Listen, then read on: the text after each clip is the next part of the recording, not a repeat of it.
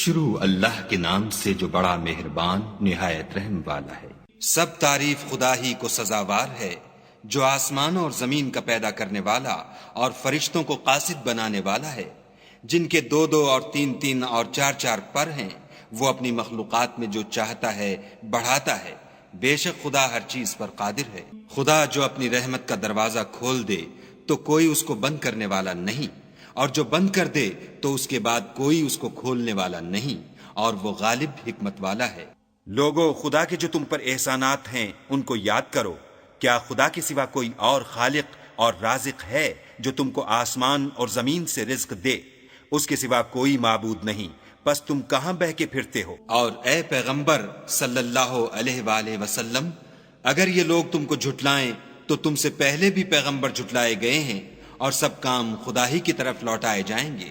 لوگو، خدا کا وعدہ سچا ہے، تو تم کو دنیا کی زندگی دھوکے میں نہ ڈال دے، اور نہ شیطان فریب دینے والا تمہیں فریب دے۔ شیطان تمہارا دشمن ہے، تم بھی اسے دشمن ہی سمجھو۔ وہ اپنے پیرووں کے گروہ کو بلاتا ہے تاکہ وہ دوزخ والوں میں ہوں۔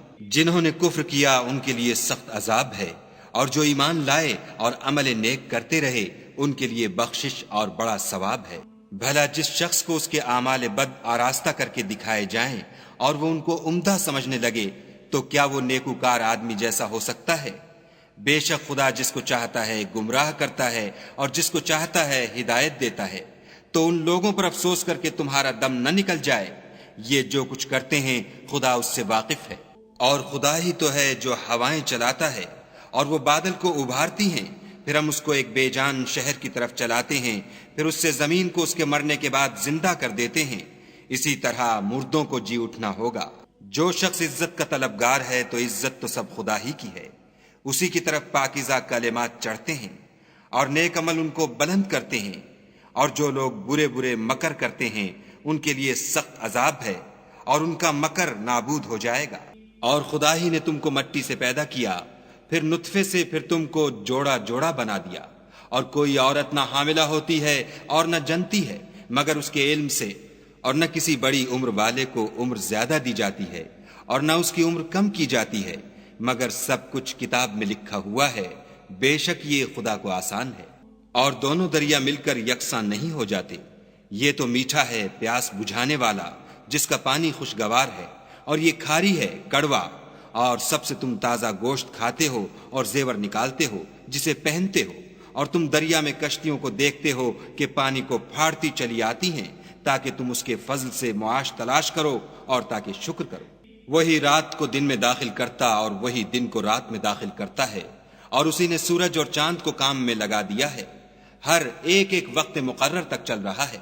یہی خدا تمہارا پروردگار ہے، اسی کی بادشاہی ہے، اور جن لوگوں کو تم اس کے سوا پکارتے ہو وہ کھجور کی گٹھلی کے چھلکے کے برابر بھی تو کسی چیز کے مالک نہیں۔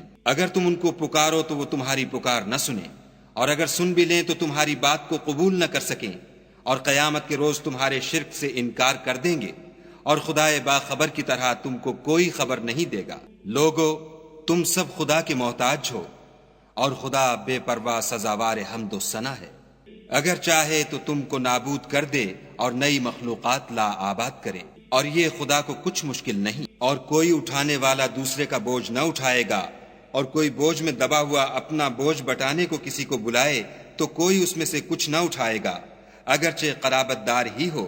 اے پیغمبر صلی اللہ علیہ وآلہ وسلم، تم انہی لوگوں کو نصیحت کر سکتے ہو جو بن دیکھے اپنے پروردگار سے ڈرتے اور نماز بالالتزام پڑھتے ہیں۔ اور جو شخص پاک ہوتا ہے اپنے ہی لیے پاک ہوتا ہے، اور سب کو خدا ہی کی طرف لوٹ کر جانا ہے۔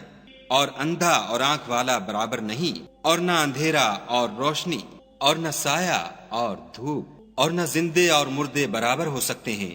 خدا جس کو چاہتا ہے سنا دیتا ہے، اور تم ان کو جو قبروں میں مدفون ہیں سنا نہیں سکتے۔ تم تو صرف ہدایت کرنے والے ہو۔ ہم نے تم کو حق کے ساتھ خوشخبری سنانے والا اور ڈرانے والا بھیجا ہے، اور کوئی امت نہیں مگر اس میں ہدایت کرنے والا گزر چکا ہے۔ اور اگر یہ تمہاری تکذیب کریں تو جو لوگ ان سے پہلے تھے وہ بھی تکذیب کر چکے ہیں۔ ان کے پاس ان کے پیغمبر نشانیاں اور صحیفے اور روشن کتابیں لے لے کر آتے رہے، پھر میں نے کافروں کو پکڑ لیا، سو دیکھ لو کہ میرا عذاب کیسا ہوا۔